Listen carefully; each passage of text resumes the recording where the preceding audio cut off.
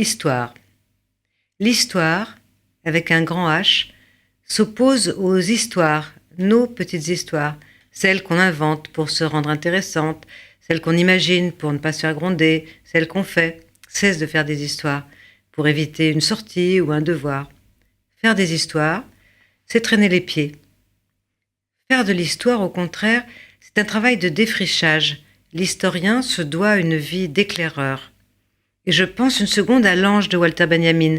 Il a le visage tourné vers le passé, là où défile devant nous une suite d'événements, il ne voit qu'une seule et unique catastrophe, qui ne cesse d'amonceler ruine sur ruine. Il voudrait bien s'attarder, réveiller les morts, rassembler les vaincus, mais du paradis souffle une tempête qui s'est prise dans ses ailes si fortes que l'ange ne peut plus les refermer. Je me souviens très bien de la naissance de ma passion pour l'histoire de France, l'histoire du monde. C'était au cours élémentaire, j'avais 8 ans. Je me souviens exactement de la phrase de la maîtresse. Les hommes ont inventé le feu. Waouh! Mon cœur a flambé comme un morceau d'amadou.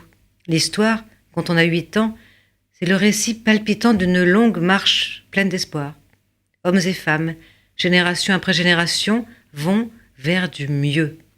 Je vois leurs files vertigineuses et tous, ils sont moi, et je les incarne toutes et tous, j'avale leurs histoires, je les raconte à mon tour.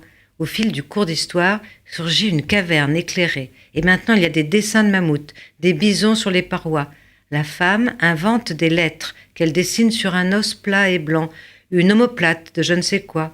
Et elle raconte des histoires, elle apprend à lire aux enfants. Les habitants des cavernes font la cuisine, ils pêchent, ils récoltent, ils cueillent des fruits, ils sont fous de science, ils construisent des villages et bientôt des villes. Je vois l'histoire comme je devine ma vie pleine d'aventures, allant vers le mieux. J'adore les grandes découvertes, pic de la Mirandole, Spinoza, Rachy, Montaigne, Brecht, Shakespeare et le paradis de Milton. L'histoire majuscule surgit plus tard.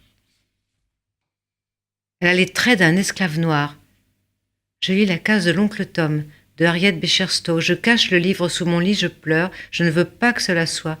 Je découvre ce qu'on m'a caché. La mort, la haine des autres, la mort des miens. Les guerres, comme on les apprend au collège, ne font pas de peine. Ce sont des parties d'échecs entre grands hommes, croisades, guerres de conquête, guerres de libération. Les filles jouent aux petits soldats par esprit d'imitation. Et puis, le temps passe, les années, les défaites, l'histoire, désormais, est pleine de pots cassés. Désormais, je m'en méfie. Je la vois comme une mer déchaînée, et nous, frêles esquifs, brinque-ballés sur sa houle des passions contradictoires, des injustices accumulées, des foules tragiques. Pour naviguer, il faut tellement de sagesse, d'expérience, de connaissance des vents, celle que nous enseigne l'histoire. Notre salut dépend de cette éducation.